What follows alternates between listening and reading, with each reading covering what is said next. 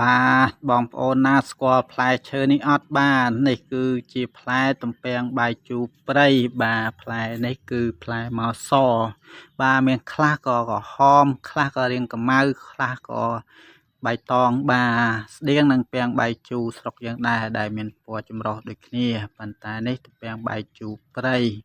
បាទហើយពាំងបាយជូរព្រៃហ្នឹងគឺយើងអាចហូបបានគ្រាន់តែវាលមាស់កហើយផ្លែវាដែលទុំហ្នឹងយើងយកត្រាំស្រាបាទបងប្អូនខ្លះក៏ជាអត់ដឹងទេថាពាំងបាយជូរវាជាថ្នាំអ្វីបាទ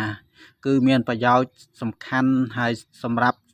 បាទបងប្អូនស្ត្រីឬស្ត្រីទាំងអស់ដែលទៅឆ្លងទន្លេរួចបាទបើសិនជាយើង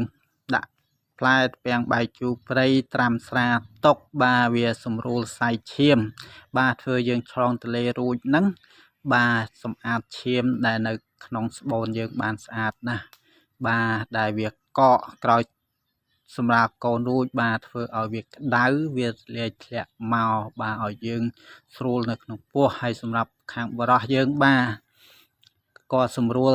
សាយឈាមដូចគ្នាបាទព្រោះពាំងបាយជូរហើយមិនដឹងថាវាត្រូវថ្នាំអីទេមានតែបងប្អូនធ្លាប់ហូបទើបដឹង